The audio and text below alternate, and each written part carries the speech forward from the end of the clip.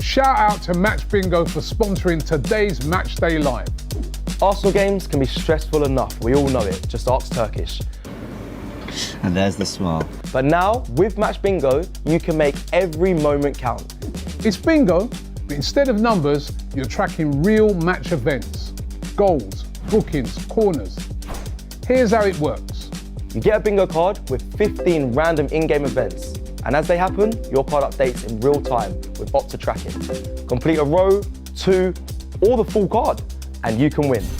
Tickets cost just £2, and you can win between £10 and £10,000. Even if your team don't win, at least your bingo card might save it. Oh, got to get involved in this. Today's featured game is live alongside ours, so you can get involved right now.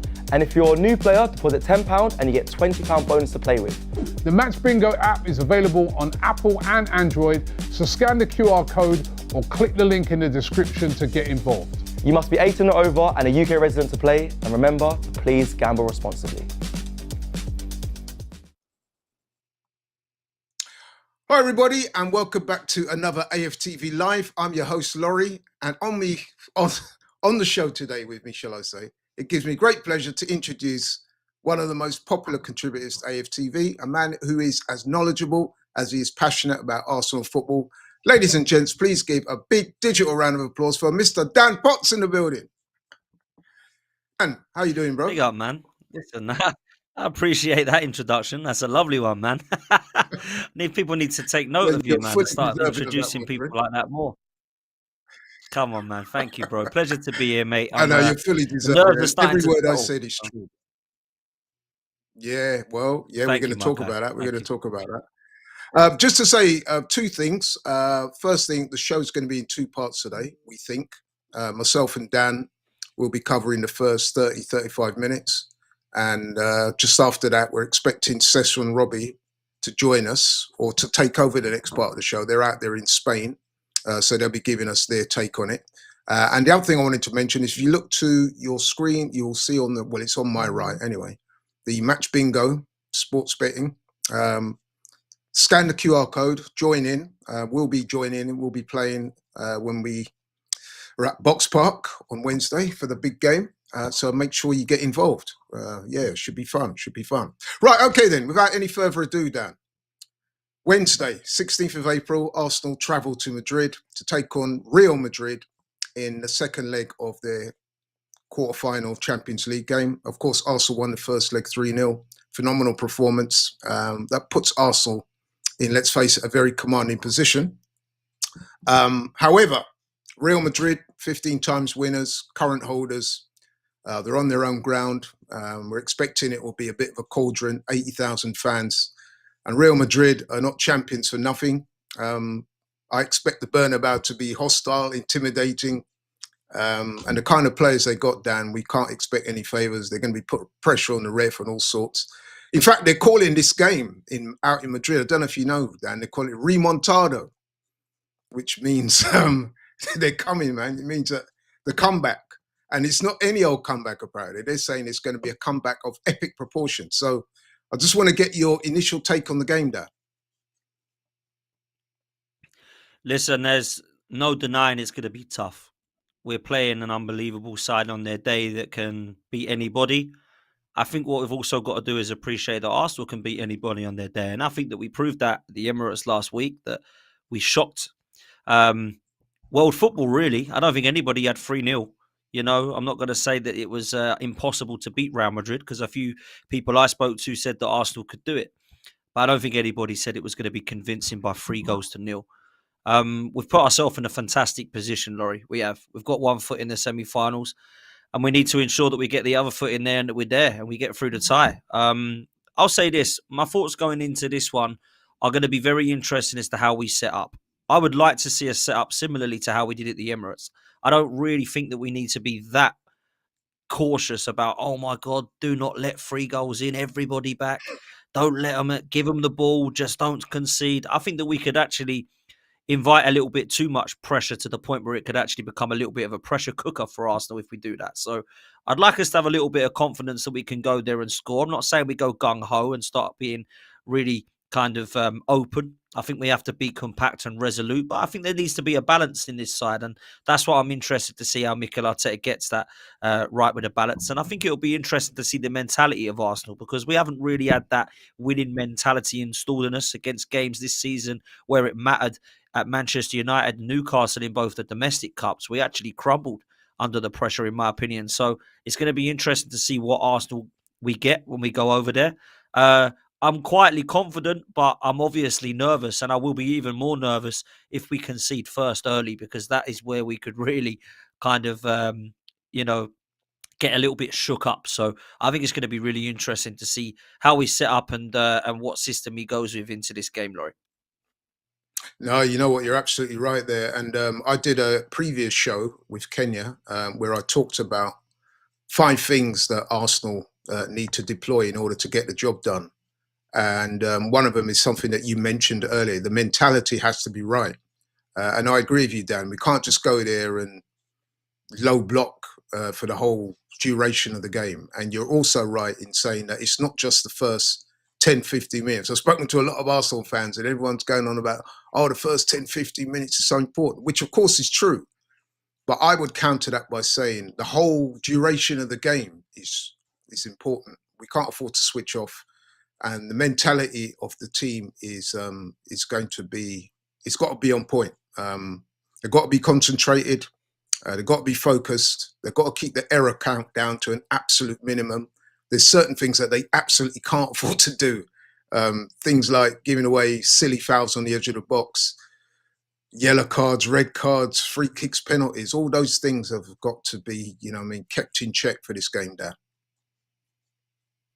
Yeah, absolutely. A lot of people I speak to are expecting, or at least anticipating, there to be potentially a kind of red card or a penalty incident, or there to be some drama. I don't want any of that, man. I don't want to see that. I want to see 11v11. I want to see a good game of football. I don't want anything to be going wrong for us. So I got my fingers crossed that that'll be the case.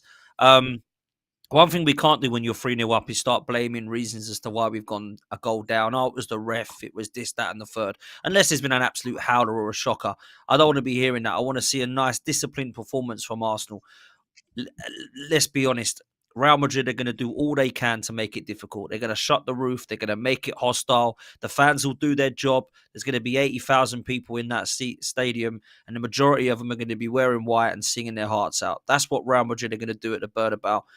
And it's going to be difficult. Now, the advantage we've got is that we've got 3 goals. They need to score 3 to take it to extras, 4 to win the game, and that's without us scoring a goal. So we could, people talk about an early goal. If that early goal comes for us, it should be job done. You shouldn't be going into this game believing that it's just don't concede, don't try to score, put everybody back, and we'll see this one out.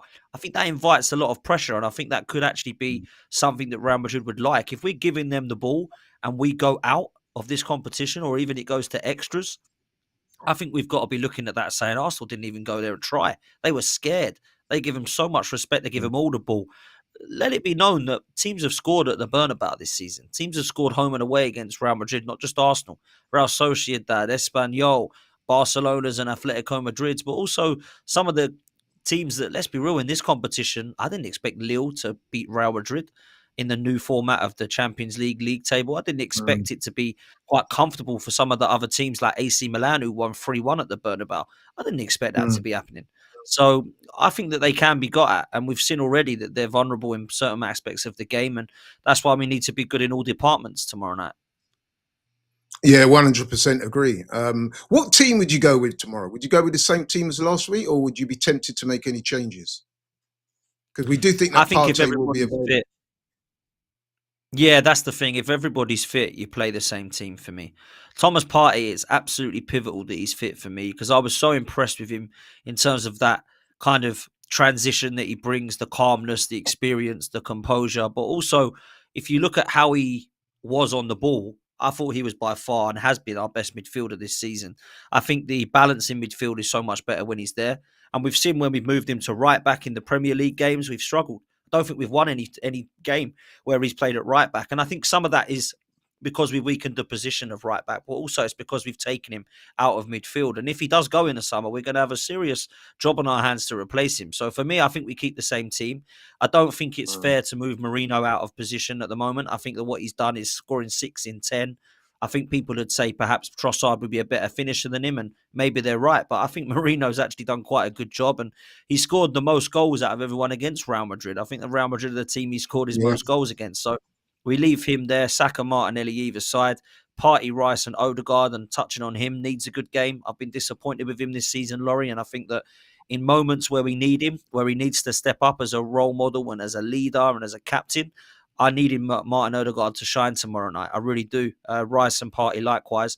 At the back, I think Lewis Skelly and Timber locked up Vinny Jr. and Rodrigo, and I hope that they can do that again. They're going to need to. It's a big job on their hands, but it'll be unfair to drop either of those. And Gabriel and Saliba obviously have been the best partnership going forward. But now that Gabriel's out, I think Kivior did well the other night. You know, I've got to give him credit. I'm not a massive lover of him individually, and I think perhaps we move him on in the summer if he wants to play first team and we can't offer him that. Fair play. But he's come in and done a good job. And the partnership between Saliba and Kivior, they've played together 9 times. They haven't lost yet. So you look at that and think fair play. I think they've the 3 games they've lost when they've played together, other than the 9 games where they've been unbeaten, is they've lost to Fulham last season.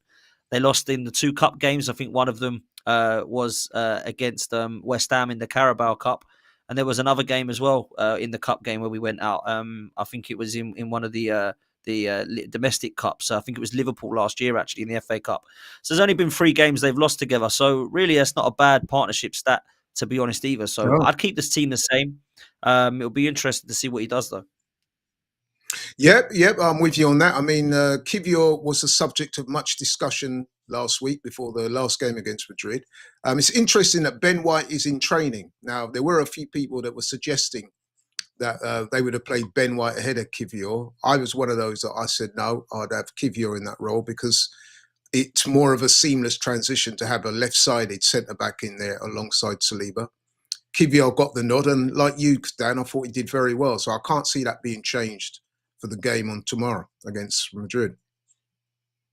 No, I agree. And look, I'm a fan of Ben White. I am. I like him a lot. I'm actually not a fan of him at centre-back, though. And a lot of people have said to me that he could potentially get put back in there if we've got problems with Gabriel. Saliba would switch to left centre-back where he plays for France. But I don't think you can break that partnership up at the moment after it keeping a clean sheet against Real Madrid and kind of getting used to how they're going to be and individually how good they can be on their day. So I think it would be a bit of a shock if he was to do that, actually. And although I think me, you and Laurie were talking at the Everton game about what our back line would be, I think we all said we'd probably go with Ben White, Timber and Saliba, other than yourself, who said actually Kivior's the left-sided centre-back. He's the backup. He comes in when Gabriel's out. And really and truly, that is how the squad should work. We shouldn't have to try and put 2 or 3 players out of position just because one player is out. That shouldn't be how a squad works. And if you have to do that, it means your squad's quite not comfortable enough or not got any depth to it. So, no, I think Kivior gets the nod again, and it's a big night for him at the Bernabeu, as it is for all of the players, man. It's not an experience that, you know, many teams have at any stage of their career, particularly one that's young as ours.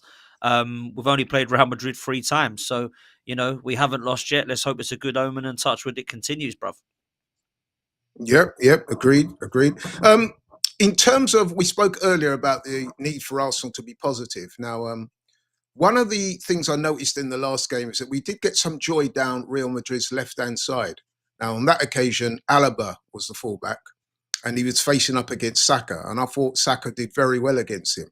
Now, obviously, I don't know the team that Real Madrid are going to select tomorrow, but there's a good chance that Alaba could play, or if not, it will be Fran Garcia. But I would argue, Dan, that Saka matches up against either of those two very, very well. And I think there is some joy for us down that side. So first of all, on the team, I actually think Real Madrid make a couple of changes in this one. I think they realised their mistakes. And Alaba and Modric, I thought, got a little bit overran in both their positions. I expect Fran Garcia to come in at left back, if I'm honest with you. And I also expect Dani Ceballos to come and play. A lot of people are saying Ceballos will be brought back in, which should be really interesting, of course. They're also mentioning Valverde going at right back instead of Vasquez. So I think there'll be 2 or 3 changes in the Real Madrid lineup from what I've heard from Real Madrid fans. But one thing that doesn't make any difference to me is that Bukayo Saka is going to have a good night, and I really have faith in this kid a lot. And a lot of people were questioning him being brought back into the side, and I know that I was one of those. And I remember speaking to Curtis about it, and in the end, we totally flip flopped on it and said, "Look, maybe we should bring him back. Maybe we need him. Maybe we should. Oh, actually, we're going to have to." And when obviously he came on against Fulham and scored and made a little couple of appearances against Everton, we thought, yeah, he's going to start against Real Madrid. And I thought he was great. You know, I'm not going to say he was phenomenal and the best player on the pitch because he wasn't. But if you look at the attacking wingers on both sets of the sides, I thought he was by far the best. I've got to be honest with you. I thought Saka was most threatening. Cutting on that left foot, you always know he's got a chance of either creating or, of course, scoring. And people said he didn't do much in terms of, creativity, but he won both the fouls for both of the free kicks. People forget that. People say, "Oh, wow, he got fouled." Well, the reason he got fouled is because he was too good for the opposition. So they had to kick him to get him down, right? So I do feel like he's a threat. And I think he's the one player that they'll look at as a team and go, yeah, he's the main one. Like, you keep him quiet. He's the moments player for Arsenal. He's their best player. He clearly knew that now. If anyone questioned who our best player was and thought it was maybe Odegaard or Saliba or Rice, we all know it's Saka. He was out and we completely look different. Now that he's come back, he's a moments player. He's the one that we've got. So Saka will be a threat for sure. But don't write off Martinelli as well over the other side, because Martinelli's starting to come into the games a bit more now. And I know there's quality in there. I've seen it. We all saw it when he was a youngster. So both those guys can be a threat for sure. Real Madrid will be lining up, Laurie, knowing that those two need to be watched. They won't be looking at it thinking, "Oh, don't worry about those two. We've got this. Keep the ball. Let's go." They'll be looking at those two with a lot of threat because they're two good players, man. Yeah, absolutely. And the midfield battle, Dan, that's another crucial area of the pitch. Most football games, as you know, are won when the midfield is dominated by the team that goes on to win. And last week, Arsenal were very good in midfield. Now, Real Madrid, they tend to thrive when Modric and Bellingham are given time on the ball and allowed to dictate the tempo. So on Wednesday's game, Declan Rice, who was unbelievable in that first leg, he's going to have to put in a near similar performance in that game. We all know Declan Rice's engine is phenomenal. He's a marauding number 8, gets up and down the pitch. So he's going to have to be in similar vein. Partey, as you said earlier, is playing really well at the moment, as well as he's played, you could argue, for Arsenal since he's been at the club. And then Odegaard. Now, listen, Odegaard, in terms of what he's been able to offer creatively, has not been the best. But we do have to be honest, he does put in a shift. He leads the press from the front. So that midfield battle, Dan, is going to be key tomorrow. Massive, if I'm honest, massive. It was at the Emirates. I thought Partey was one of the best players on the pitch. Declan Rice showed his class with his free kicks, but was outstanding in his position as well. Odegaard was a little quiet, as I mentioned. But actually what we did was we nullified the midfield of Real Madrid. And we dominated and we won that midfield battle. And I think we're going to have to do that again, Laurie, if I'm honest, because people talk about, Mbappe and Vinny Jr. and Rodrigo were a little bit quiet. Well, the reason they were quiet is because we dominated the midfield and they weren't allowed to play to give them the ball. That was the reason, and they're not the sort of players that track back to right back, left back, get the ball, take it round everybody and go. They're relying on their service for their midfield and the passing play. And we weren't allowing them to do that. And we've got to do that at the Bernabeu, which is a tougher ask. Trust me, it is. Yeah. But I've got confidence in Partey and Rice to both do that. Odegaard's the question mark for me because I do feel like he needs everything around him to be a little bit more perfect for him to have a quality game. And I kind of liken him to Mesut Ozil in that respect, in the fact that when everything's going well, Ozil looks like an unbelievable player. When you're asking him to be that guy, sometimes he struggles. And I think Odegaard's in that bracket as well. So for me, I think Partey and Rice dominating that midfield is what we're going to be looking at. I mean, Bellingham, Ceballos and Valverde or Tchouameni or whoever it is in midfield, Camavinga being out is probably a good thing, but they have got Tchouameni. They've got such strength in depth in that midfield. It doesn't matter who's going to play. It's going to be difficult for us. But I think that, for me, is the big question mark. Can we dominate again at the Bernabeu? If we do, I think we've got a great chance. A lot of people are looking at what we can do up top and what Real Madrid are going to do up top. And defensively, are we going to be two sound teams? But I think the midfield department is the massive part of this game. And I think it's a key battle for me. Yeah. It's expected that Tchouameni will be back for this game. That's what I'm hearing anyway. Obviously, he didn't play in the first leg. Very, very good player, French international. I mean, scored that all-important goal for France against England, a couple of years ago. So, yeah, we know what he can do. and we are expecting him to play. So I think they will be stronger as a result of it. But then they're losing Camavinga, who he didn't play very well, obviously, got sent off. But normally he's one of their better players. So Tchouaméni coming back could have an impact. So we need to be wary of that. I wanted to ask you as well, Dan, before Cecil and those guys come in, your take on how the manager should approach this. What do you think Arteta will do? How do you think he'll approach the game? Yeah, I was speaking to a few people earlier on a stream about this, talking about where we go as a system, how we set up. Should we go all out for it? Should we believe in ourselves? And it sounds like a little bit of a sit on the fence answer, if I'm honest, but I feel like we need to be balancing a little bit of both. Because what I don't want to do is go gung-ho, because we could open up and allow them to get back into the game. And the last thing we need to do is allow them to go 1 or 2-0 up, because it really will get squeaky bum time for us if that happens, right? But on the other hand, I think that if we sit back and just allow them to have all the possession and have a go at us and start peppering our goal and just sit back and try and clear everything, that's going to give them a lot of confidence, and it's going to give them a lot of momentum in the game. And momentum in football is key. They break through once, that means they believe in confidence to break through again. And people think that 3 goals is quite hard to get. Well, we got ours in 12 to 18 minutes, I think it was, that we scored. Games can change very quickly, and particularly with the hostile environment and the Bernebeu and the confidence they'll have, and the fact they've got absolutely nothing to lose. Everyone expects them to go out. I think that sometimes can be a little bit more dangerous. So I say that we keep compact and resolute for the first half, but never be afraid to go and create chances. Never be afraid to go and play our football. Arsenal are very good at keeping the ball. Arsenal are very good at possession-based football. In fact, for the majority of this season, we've kept most possession in those games, I think. We've not been able to be too great against low blocks. They're not going to be a low block tomorrow night. They're going to have to come out and play football. That could work in our favour as well if we are the Arsenal that we have been. If we change to be like, let them come at us, we'll sit back and soak it up.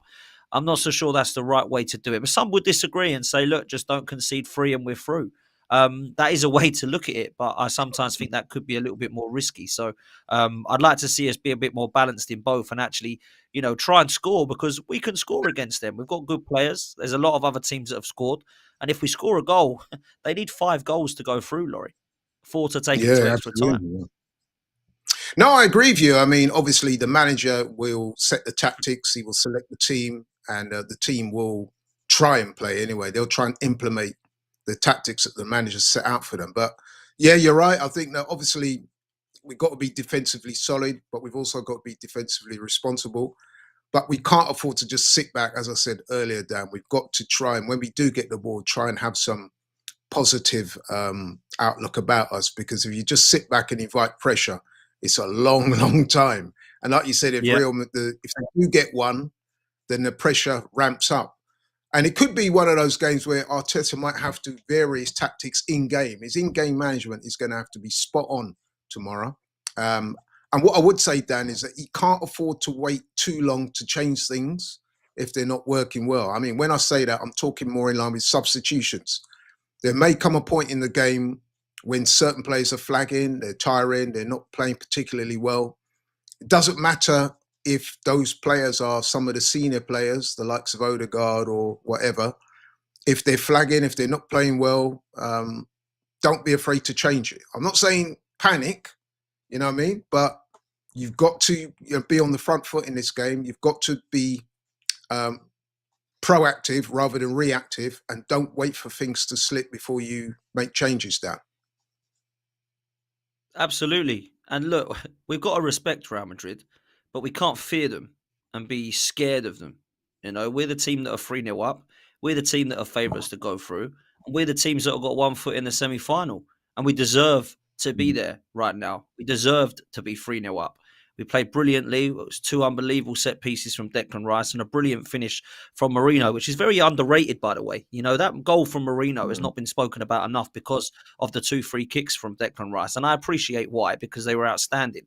But that 3-0 bracket, that is a massive, massive goal for Arsenal. Because if we are 2-0 up and they go 1-0 up very early, that is horrendous for us. Yeah.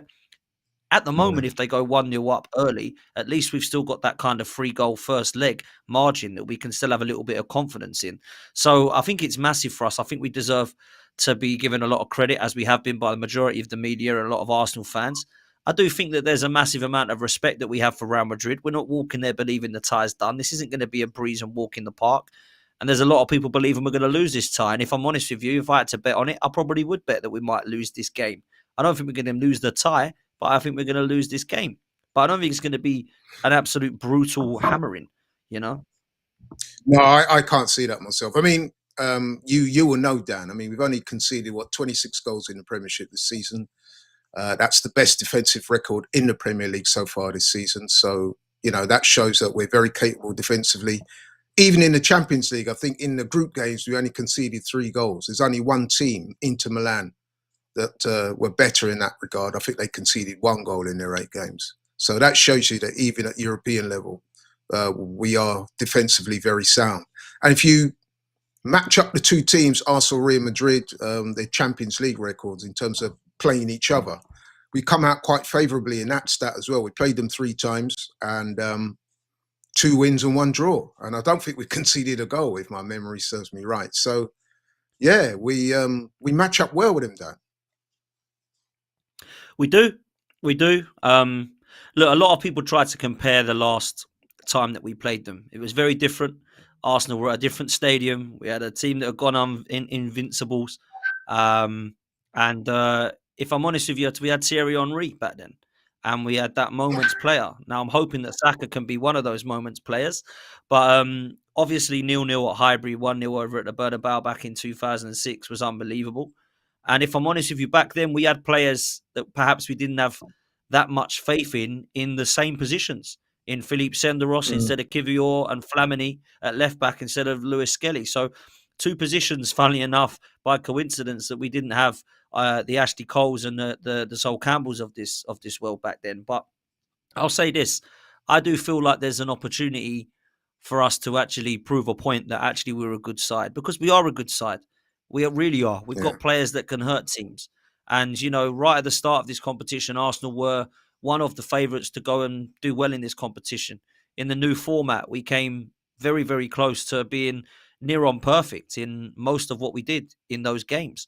So I think we deserve respect. I think Real Madrid will respect us. Can we get across the line in terms of the whole competition? I really hope so, Laurie. I really do. But, we've got to get through this one first. Right, 2 quick questions, because I've been told by a technical team that the other guys are waiting to join. But thanks very much, Dan, for your considered analysis and views. As spot on as always.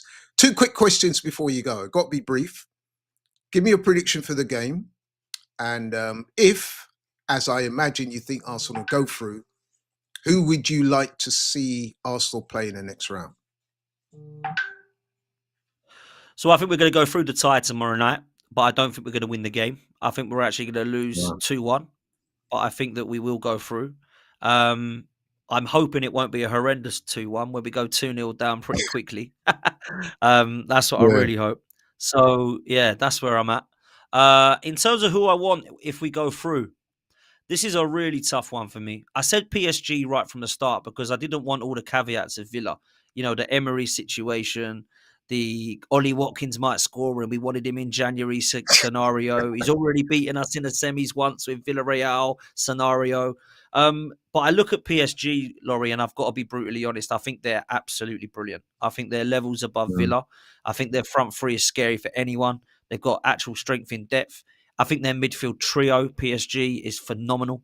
I keep saying it, how we went to Porto and we ended up with Fabio Vieira instead of Vitinha is a massive L for Edu and co, if I'm honest, because Vitinha is an absolute baller, bruv. And I'm a big fan of João Neves and Fabian Ruiz as well. So I think PSG would probably be the harder of the 2.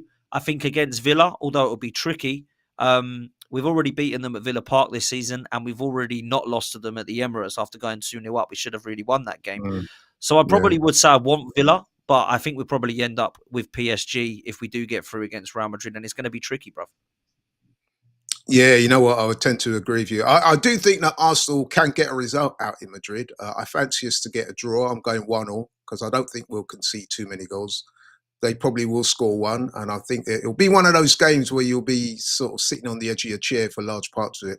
But I do have faith in the guys. I'm going for a 1-1 result tomorrow, which would mean that we go through when we go through, I'm with you that I'd prefer Villa to PSG. We have already beaten PSG in this competition. We beat them earlier in the group games, but obviously, as you've said, they're very different to. They're very different now to what they were then. I appreciate that, but yeah, give us Villa in the next round. But Dan, you are staying on. I am coming off, and we'll bring the other guys in. I just want to thank you. Hey! Get off! Get off! Oh, you can't hear him. Yeah, we can hear you. Can you hear us? Oh, yeah, we can hear you. You've been chatting for long enough. You know what I mean? You sat here for ages. What's this all Cecil and the others? Who's that? Who are you talking about? I thought Cecil was coming on. Yeah, I did. I didn't know what was happening, but there we go. Oh, there he is. There he is. Ask you, Dan, can you hear us? Yeah, go on, mate. Can you hear us, Dan? No, we wanted to Rob. ask you about that mic because we wanted to ask you about your mic because we can't see you. We can't see you, and it looks like you're about to do a new rap album. You know what I mean? Like you're in the studio or something. It's almost the size of my head, mate. You know what I mean? My head and the mic is so close. You know what I mean? But nah, how are you out there? You all good? Yeah, good. Very good. We were just down at the Bernebeu, so we're just doing some filming outside the Bernebeu, which Lee described as looking like a car park, right? Which I don't think it's going to go down very well with Real Madrid fans. I'm going to say, honestly, guys, a little bit underwhelmed by it all. Like to how it used to look to what it looks like now. What's going on with you? You got a beanie hat on still and a hoodie. What's going on here? I'll tell you what, we might be in Madrid, but it's English weather, I'm telling you. It's freezing out here, freezing. We've had a nice cup of beer to keep us warm. Weather's not good, weather's not good. But yeah, you have a look at the Bernabeu. It's a bit of a, I haven't even got a badge, is it? No. I think Lee's being a bit over the top, though. It does look good. It does look pretty impressive. But I hear what you're saying. I thought it was going to be... There is no badge there. So if you sort of came up to it for the first time... Like I did. I didn't even know he was there. You may not sort of... It is very big and imposing, but it's a bit nondescript, I thought. Well, when I got my ticket to go in the car park, I didn't really think about it. Right? Very underwhelming. Can you guys hear me? Can you guys hear me? Yeah, unfortunately we can, Laurie, yes. Now, I wanted to ask you, so over here, we're hearing the word remontado. I'm not sure if you're familiar with that term out there. Yeah. The Real Madrid fans are hashtagging the game remontado, which means comeback. But it's not any old comeback. It means a comeback of epic proportion. So I was going to say, have you run into any Madrid fans and what's their mood for the game? Not comeback. Yeah, well, you know what, right? They're saying it. They're saying remontado and all that, right? But when you actually look them in the eye, you can see they don't really, they're worried. And they don't really, I was chatting to one earlier and I said to him, I go, are you sure you're going to put 3 and 4 past Arsenal? Have you been watching us play? And he goes, well, maybe. And I said, and plus as well, I go, are you sure with what I saw last week, right? Because this is the other thing that a lot of us are not looking into. I said to him, are you sure if your fullbacks that I saw last week, right, and there's no Fernand Mendy, that you're going to be able to keep Saka and Martinelli out for the whole 90 minutes? All right, you may score. Are you going to stop us from scoring? They're saying the remontada and all that, but I think they're very worried about Arsenal. That's what I picked up. Did you see the Jude Bellingham comments as well in the press conference saying, everyone's expecting us to get past this, and it's like I'm playing for a quality side now because it's expected that we're going to turn this tie around. But when I'm speaking to people, I think the majority, rival fans as well, are believing that Arsenal are going to go through this. Yeah, listen, our good mate, we bumped into our good mate Dave, didn't we? Real Madrid, he was out there, he lives out here now, and he was saying that he thinks that Arsenal will beat Real Madrid. He thinks we'll win on the night as well. He says he thinks that we're a better team. So Yeah, listen, I get all that. They've got to talk like that, haven't they? And I understand all that, but it's also you've got to go and do it. Now we know that Real Madrid are capable of it, but there's a lot of, like he was telling us, give some really good little inside info. There's lots of in-house fighting at the moment in the team. The team's not going that well, and also he actually said that Ancelotti is finding it very, very difficult this season to manage the group and keep them disciplined and keep them going down the right road. Yeah. Which is unbelievable, really. Like someone like Ancelotti, he's struggling to contain what's going on, egos and things like that. So, listen, it'd be very, very interesting to see what happens tomorrow from that point of view. And also, yeah. I just add, like, you know, they're all sort of saying as well that they're a bit worried because they do concede a lot of goals. They conceded 4 against Real Sociedad recently, in big games against Barcelona. You know what I mean? They've been thrashed in those games. You know what I mean? Like, so they're saying the remontada thing, but whether they completely believe it and are convinced, I'm not sure. And I've got to say, Dan, what you said earlier is so true. That goal, we saw the 2 goals from Declan Rice, and those goals were absolutely amazing. But that goal by Mikel Merino is what's made this tie so different. Because that 3rd goal, that was massive. Right, and even I feel that Arsenal, everyone's talking about Real Madrid getting that early goal, but to me, if they get that early goal, it's about Arsenal staying calm because they'll still have a 2-goal advantage, and I just think that's very difficult to overcome. They're obviously glazing at us, but if Arsenal play like how they played away from home all season in the Premier League and the Champions League, I think we'll be all right. Yeah, and you know what? You know, I don't know about you guys about changing the team or anything like that, but for me, I think we keep it to how it was last week. It worked. I think they all do their job again. They know their jobs. I think Real Madrid, you know, I spoke to Dave earlier myself, and he was saying that, you know, there's a couple of players they might change. Fran Garcia coming in, obviously Valverde may go right back instead of Vazquez, and then obviously they'll bring in Ceballos in midfield, which will be interesting, to be honest with you. Do you think that changes anything for us, though, in terms of our 11? Because I would just keep it the same. Yeah, I keep it the same. The other thing I was sort of saying that I feel that currently with all players injured and stuff like that on both sides, obviously Real Madrid have got an amazing attack, but we got a better mid from what they've got. Definitely when I looked last week, Thomas Partey, Declan Rice, Odegaard was a better trio than their midfield, right? And I thought our defence is better than theirs as well. You know what I mean? Like, you know, even with the injuries, you got Saliba in there, Timber rock solid at right back, Lewis Skelly playing really, really well as well, and Raya in goal's been brilliant. There's obviously Courtois outstanding, you know, the top keeper. But I think if you look at the defences and you look at the midfield in what's available right now, we're stronger in those 2 areas.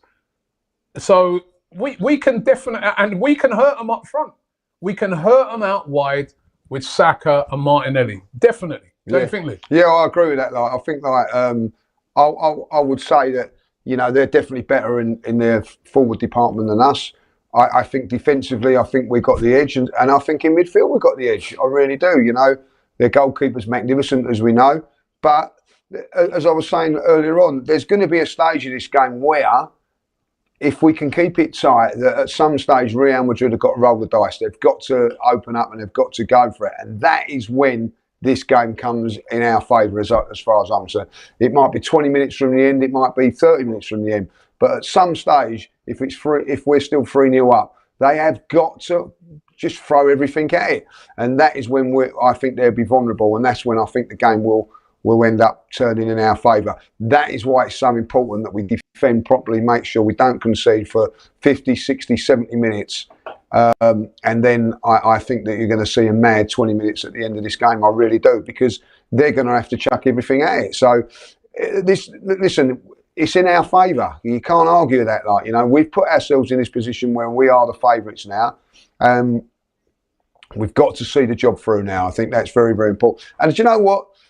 You know, you talk about Aston Villa, you talk about PSG and everything like that. It's what we do here today puts us in I think what we do in this second leg, and if we go on and win, that can be the thing where people go, whoa, look at them, they're this at home. But when it mattered under the pressure of Real Madrid, look what they've done. I don't care how good PSG are. I don't care how good Villa are. They're not as good and as well experienced as this Real Madrid team. If we can get through these with a real solid two-leg game, I think that puts us in a very, very good position. You're right. You're right. What do you think the approach will be from the manager, Lee and Robbie? I mean, there's been much been said about the need to keep them out, especially for the first 15 minutes. Do you think that will influence the manager's tactics? Do you think he'll go ultra defensive, or do you think they'll try and play their normal game? Or do you think he might even be a bit adventurous and try and catch them on the break? I think normal game. I think away from home this season, Arsenal have been very sort of pragmatic. Lots and lots of control. Things that we've moaned about, innit? We've moaned and we said, Arsenal, they're very controlling of a game. They, bit boring. A bit boring away from home sometimes, but it's worked. Because away from home, we've been very, very good. The only really team that turned us over away from it was at Newcastle, wasn't it? It was the only game we've lost away from home. Well, we lost to Bournemouth. And Bournemouth, when we was down to 10 men. Can't afford to do nothing like that. But we're pretty pragmatic away from home. We like to control the game a lot. You know what I mean? Just do that. Just do what we always do and what we've been doing away from home. And mind you, in Europe, away from home, we've been very good. The only team that beat us was Inter. That was a very controversial penalty. But, put 7 past PSV, 5 past Sporting. Well, we've been good away from home in Europe, but just control the game. Do what we do week in, week out, and opportunities will come. How are Real Madrid going to be when the first set piece comes about? Now, remember, that's still a big weapon.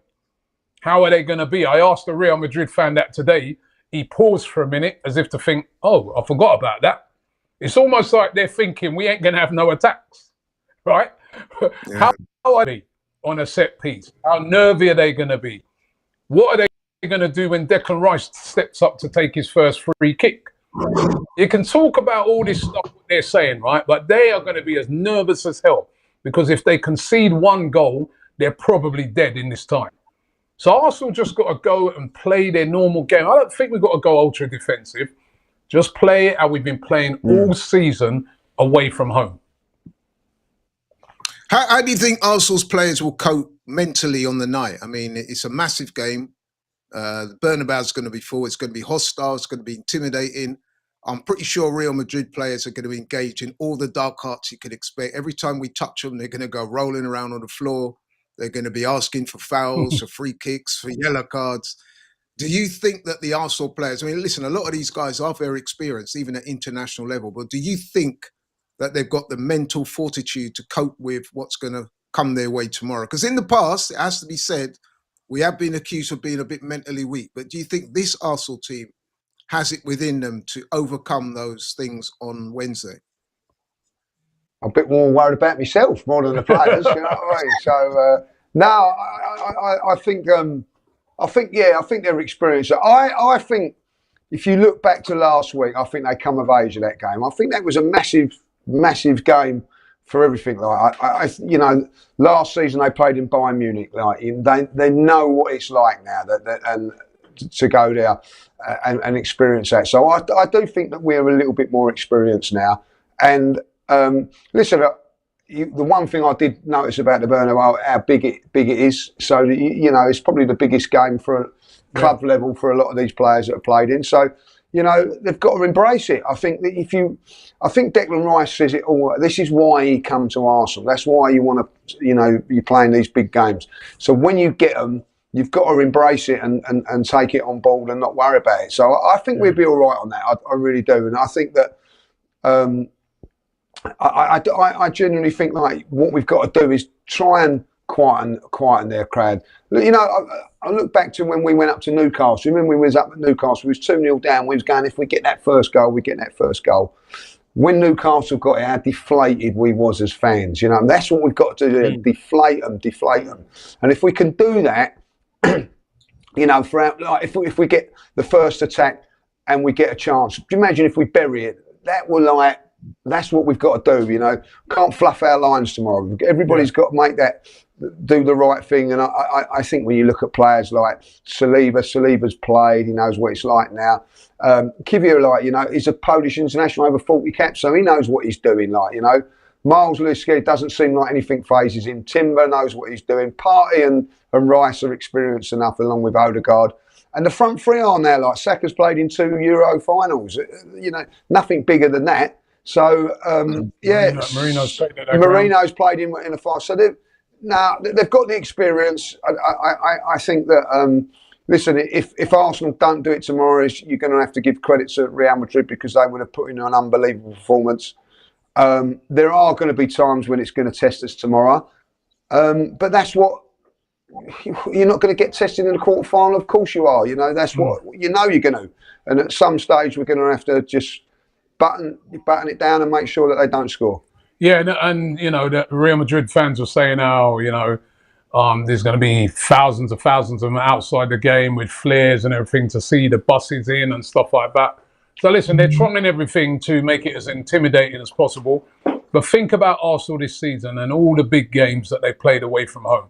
Out of all of them, really the only one they got turned over in was the Newcastle game. They've gone away to City, they didn't lose. When they've gone away to, you know, your Tottenhams, and, you know, I know the Tottenham are not playing as well this season, but, you know, they've gone to those places that are tough games. And apart from the Newcastle one, they haven't really lost those games, and no one's thrashed them away from home. I think they know what they got to do, and I think they can do it. I think this is not, like you said, Lee, it's not the Arsenal of you know, years gone back where they may crumble. I do think that, you know, they won't panic if they maybe went a goal down. And as I said, it's about carrying threats ourselves, right? Because, you know, as I said, I look at that defence, and even speaking to Madrid fans over there, they're very worried about them defensively. They don't think they're a team that's really capable of keeping many clean sheets. So we can go there and score. If we score, then they've got to get more goals again. Then they're back. Yeah, you know, you can go and get an early goal. We score, it's back to 3 again. And I know it's only half time, but when you're 3-0 down at half time, that's not many teams come back from that. So Arsenal just got to go and do a professional, intelligent, concentrated job, and we'll get through this time. Right, we had a super chat there. It was in reference to Martin Odegaard. I did ask Dan about Odegaard. I'll be interested to hear your guys' thoughts. Now, I think it's fair to say that Odegaard's not enjoyed his best season this season, especially the last couple of months. Now, are you concerned that he's still not on form? What are the reasons for it? And do you think he can turn it around for this game? I think he'll be all right. I think, listen, he's not been on form. But the one thing he's going to give you is 100%, 110% work rate. And that's going to be required a lot in this game. And I think, you know, the fact that, you know, Saka's back now, you know, I mean, that helps him a lot as well, because that sort of a combination with Saka. And I think, you know, last week he weren't terrible. You know, he's a lot better than Camavinga, wasn't he? You know what I mean? So he's going to be, I think he's going to be all right. I feel that this game is going to need some of Odegaard's qualities off the ball, you know, which is, you know, closing people down, pressing, you know, some of those qualities may be required more than even some of his qualities that he has going forward. I personally think that he's not had a good season this season, but this is the one game, if he turns up and does the business tomorrow, it could be the catalyst for him to go on and do really, really well. No one can question his work rate. No one can question his pressing. It is his, like, productiveness, isn't it? Like, you know, assists and things like that have been letting him down. But at the end of it, it ain't the end of the world if he doesn't assist tomorrow, but as long as he gets the work rate through and gets us through. I do think that we need a big game from him. I really do. And listen, there's no better game for him to do it today against his old club. I think he does need a good performance. And do you know what? I'm going to back him. I think he's going to be all right tomorrow. Yeah, I would agree. Listen, as they say, form is temporary, class is permanent. And when you're out of form, you just got to keep playing. You've got to play your way through it, basically. I don't want to, I'm sure Dan wants to come in here, but I just wanted to ask you a quick question. So, as we all know, we kept Vinny Jr., Mbappe and the likes very quiet last week. A lot of people are saying that really happens 2 games on the trot. Do you think we can keep those guys quiet for the majority of the game? Well, look, No. we absolutely have to, in my opinion. We absolutely have to. Look, Timber and Lewis Skelly were outstanding last week, man. They were absolutely outstanding, which means they can do it again. Vinny Jr. is a top player. Rodrigo's outstanding. And Mbappe on his day is unbelievable, right? But I think that these two have literally passed pretty much all the tests that we've put in front of them. Timber has come back from an ACL and been unbelievably consistent. I think the performances have been outstanding, particularly against Real Madrid. I thought he was one of our best players. And he's come up against a lot of wingers so far, not just in the class of the likes of Vinny Jr., but some top Premier League opposition as well. And he's kept them quiet too and locked them up. So for me, I've got a lot of faith in Julian Timber. And Lewis Skelly, I'm just running out of superlatives for how much I can talk about an 18-year-old being class. He's literally passed every test in front of him. Now, he hasn't completed any trophies yet, and I hope one day he does at the club, right? But if you look at the opportunities that he's got, he's absolutely taken them. Here's the opportunity of Ethan Waneri Saka was out. He then took it. What Lewis Skelly has done is he's actually allowed him to prove that he's the best left-back at the club. And we've got quite a few left-backs at the club. Let's not forget, Calafiori, Zinchenko, Kieran Tierney, Kivior's played there. Tomiyasu's played there. Timber has played there. And this guy's held down his position, got his call up for country, scored on his debut, come into the league, held down his position, and now he's gone and put in an unbelievable performance against Real Madrid. So you'd be foolish to think that he couldn't be up for this one as well. So those two have definitely got to have a good game, and I've got faith that they will. And just quickly on Odegaard, I really hope Ceballos doesn't have a good game. He needs to be able to be that guy that says, yeah, you're the reason that I left. You're the reason that you left Arsenal because I was here to come in and take your place. That's what Odegaard needs to prove tomorrow night for me. So as much as I liked Daddy Ceballos, he can't have a better game than Odegaard tomorrow night. We can't allow that. He can't allow that as a captain and a leader of Arsenal Football Club. So that's what needs to happen for me tomorrow, Laurie. We're closing in because 8 o'clock now. So we've got to round up. I'd love to be able to talk to you guys for longer. But I'm going to ask you two the same questions I asked Dan just before you guys came on. And that is, I can see, obviously, you guys are confident about tomorrow. So I'm guessing you think we're going to go through. But what I want you to do is give us your prediction. And also, I want you to state who you prefer in the next round, in the semi-final. Let's start with Lee. Oh, thank you very much for that, Laurie. I'm going to go 1-0 to the Arsenal. I think it's going to be a little bit cagey to start off with, but when the game opens up, I think Arsenal are going to nick it. And part of me wants it to be 4 games without conceding the goal against them. It really does. So I'm going to go for that. And I'm going to be really honest. I don't mind a trip to Birmingham. Me, personally, I think it's going to... So what's his name? Say that again? No, I was saying, is that the only reason why? Because... Well, one of the things is that we're always late and low with in here, So let's get to Birmingham. I can make my own way up there. Not worry about getting here, right? I'm panicking. Right. No disrespect to Birmingham, by the way. It's the bin strike. Is that something that could happen? Yeah. Me, I think it'll be a draw. I think it'll be 1-1, and I don't care who we get next. If we go through, I don't care. We've beaten both teams this season. They're both good sides in different ways.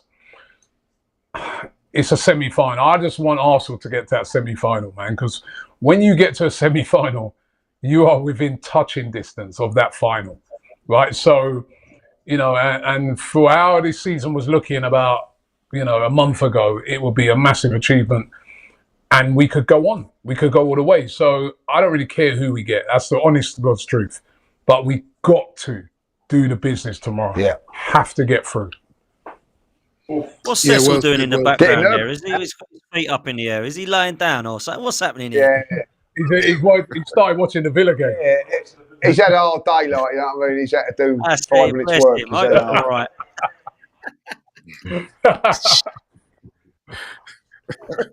Okay, guys, listen, thanks so much for that.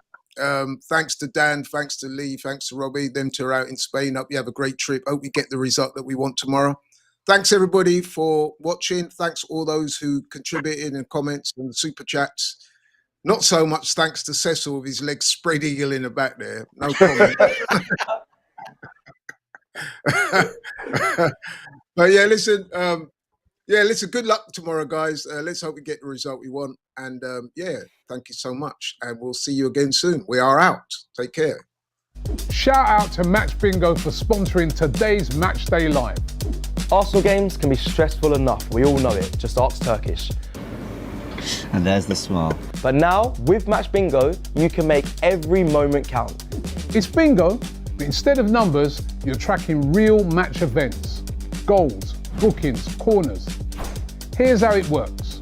You get a bingo card with 15 random in-game events. And as they happen, your card updates in real time with Opta tracking. Complete a row, 2, or the full card, and you can win.